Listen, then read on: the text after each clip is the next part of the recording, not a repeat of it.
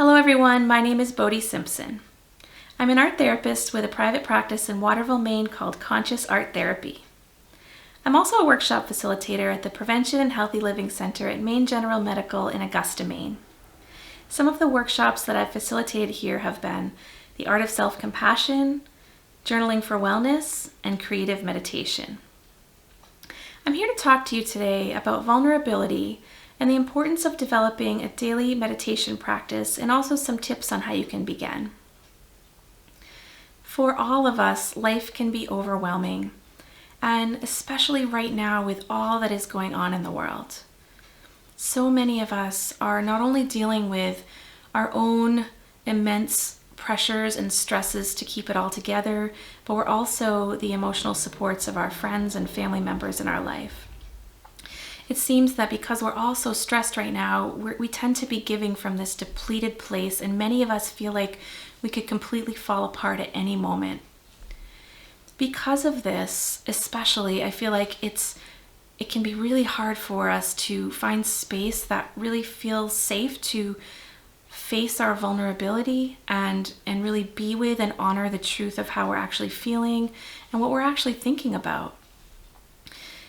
For many of us, we've been taught that vulnerability is a weakness and that it's important just to kind of push through and keep working on those goals and really to kind of disconnect and numb out from what we don't want to be thinking about and what we don't want to be feeling.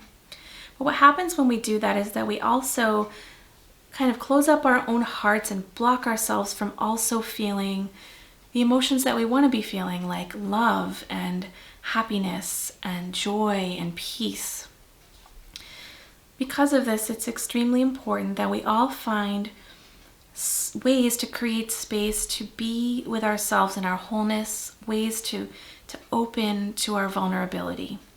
But for many of us, we can feel raw and exposed, and it doesn't feel safe. Maybe it's never been modeled for us how to do this.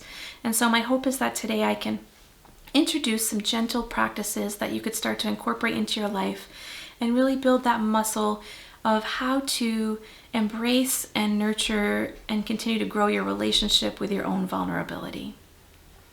You know, vulnerability is often again seen as a weakness, but it's really truly a strength. Vulnerability makes us beautiful. Vulnerability is really, risking exposing your truth, exposing yourself and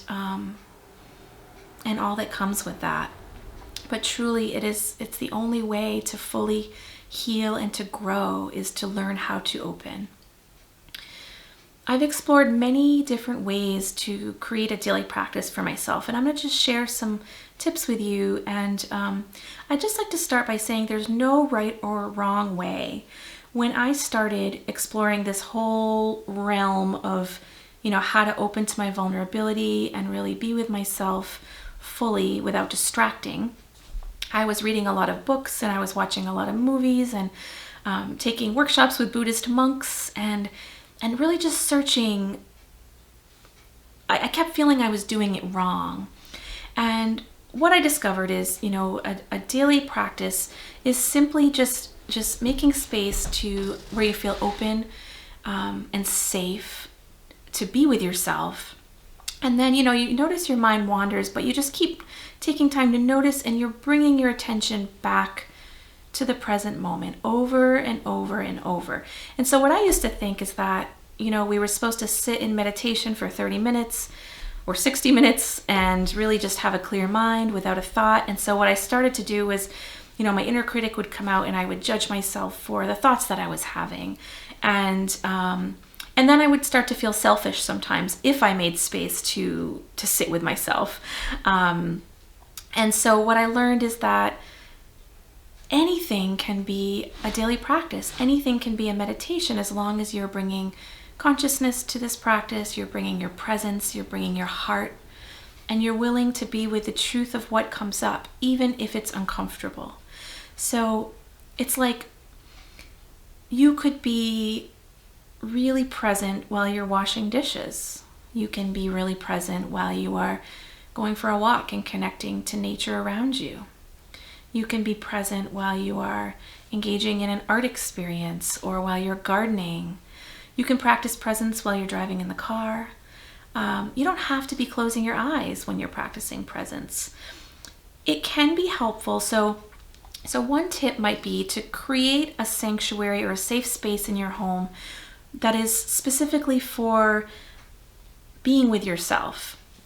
So what I do is I often recommend that people find a specific room or even a corner of their house where they can be alone for at least 30 minutes at a time, be uninterrupted, where they turn off the technology, the cell phones, and really allow there to be space for quiet and to really focus on your breath, connecting to your body.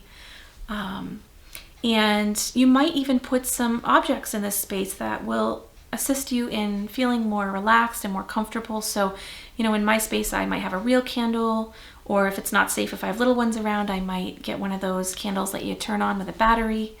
You might be putting images that remind you of peace, or a plant, or maybe a fountain. Maybe it's by a window where you can look outside.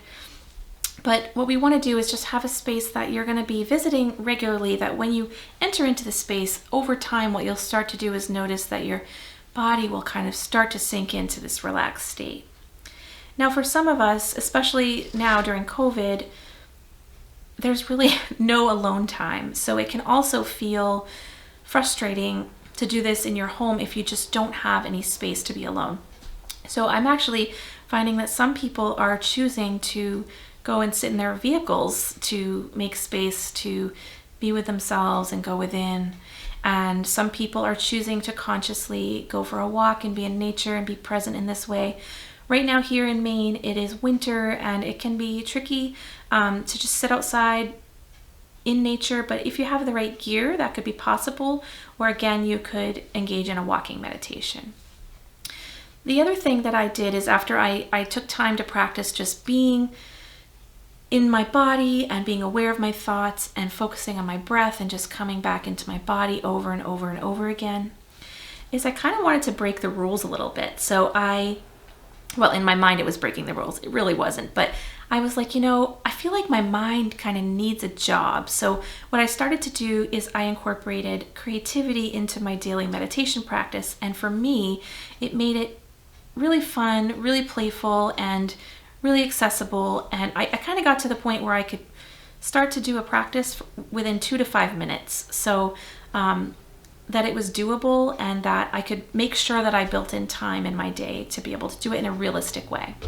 Because I really don't think it matters how much time you're taking. I don't think it matters if you're taking 30 minutes a day or 2 minutes a day. I think the key is really committing to a daily practice where you're meeting yourself over and over and over again. And the amount of time that you sit may depend on your day, on your energy level, but again, just making space to commit every single day. So what I did is I started laying out art materials in a really beautiful way in my meditation space. So my meditation space was a table or a drawing board that I had a basket with some nice materials. I had some chalk pastels and oil pastels and color pencils and graphite pencils, and depending on your space, you could also add paints and papers and origami, whatever you're drawn to. And I would take time, I would take deep breaths, and I would connect to how I was feeling in my body and just slow down until I really felt a little bit more quiet and a little bit more centered, because often there's a lot going on in my life and it just took me a few moments. You're seeing I'm putting my hands on my heart. That's a really nice way to bring some gentle self-acceptance and kindness to yourself. For me, it's kind of become a reflex, but this is also a practice you could do at any time in the day, where you just notice that you're feeling overwhelmed or triggered or stressed. You bring your hands to your heart, take a deep breath, and you just allow yourself to receive some love and genuine kindness from yourself to yourself. But I would do this before I would engage in my creative practice.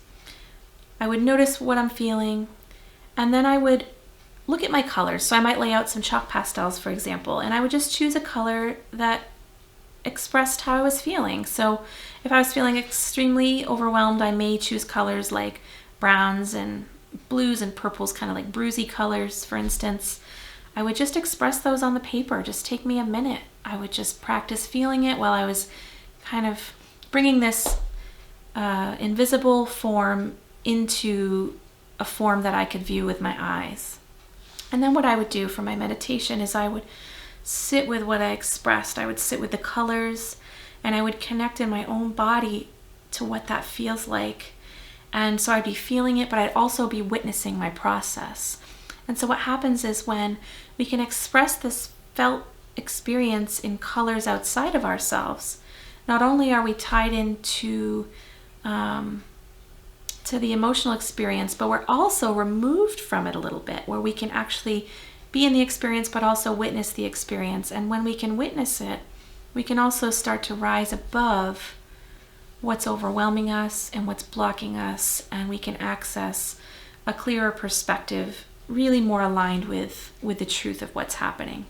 So again, I would just use this practice to stay with the energy and really to be with my truth. And this process for me is also deeper than words. So you don't have to label everything. You can just take space to be present to what you're noticing. And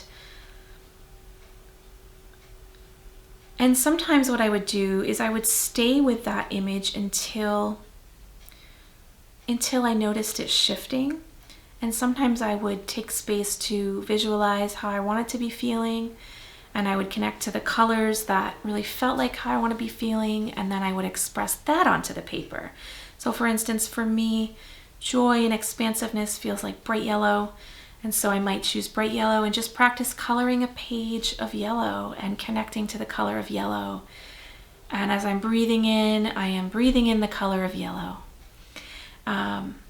And then as I step into my day, I am imagining yellow. And so these are just suggestions. So I'm hoping that some part of what I'm mentioning today might inspire you to really more consciously create and step into your own daily practice. You can try out some of the things that I've mentioned, or you can really start to soul search around what feels comfortable for me. How do I express myself most comfortably? Or how do I want to learn to express myself? Maybe for you it's music and really being present with music, or creating music. Again, it could be any practice that you engage in every day, consciously and mindfully. And as you practice, again, nurturing and opening yourself to your vulnerability, this will become an experience that is like a muscle that will grow over time. You will learn how to give yourself gentle kindness and caring and self-acceptance no matter what situation is happening. And you will start to learn how to be more aware of what's triggering you. And it will give you that sense of mastery over your ability to shift your perspective so that you can really step into your life in a really clear and centered and grounded way. So again, some of the tips, just to review, are create a sanctuary in your home where you visit every day. Another tip could be really taking time to get into nature to practice opening to the truth of how you're feeling, because nature is a natural, Mother Nature, the great mother, a space to really connect to this energy of nurturing and holding space for yourself alone where nobody else is around, connecting to the wind and the sun and the stillness of nature. Another tip could be to start to gather your tools. Just if you're interested in art materials, start to gather some art materials. Start to think about the times where you could engage in these practices. So for me, I really enjoy morning. And then what I learned now is that because I've learned how to do this in 2 to 5 minutes, I do this at intervals throughout my day. So you could also think about, when could I find space to incorporate a brief daily practice every day, in the morning, before bed, or both, at intervals throughout the day, when you're eating your meals, when you're showering, when you're in the bathroom, as you're driving in your car, or in between classes or meetings. But really taking some time to be proactive and really vision how you could incorporate daily practices into your life. And again, remembering that the key and the doorway into your growth and healing is learning how to open to your own vulnerability. I thank you all so much for listening to my talk today about vulnerability and the importance of creating a daily meditation practice. And I really look forward to when we can be together for an in-person workshop at the Healthy Living and Prevention Center at Maine General Medical. And wishing you all the best this year in 2021. I'll see you soon.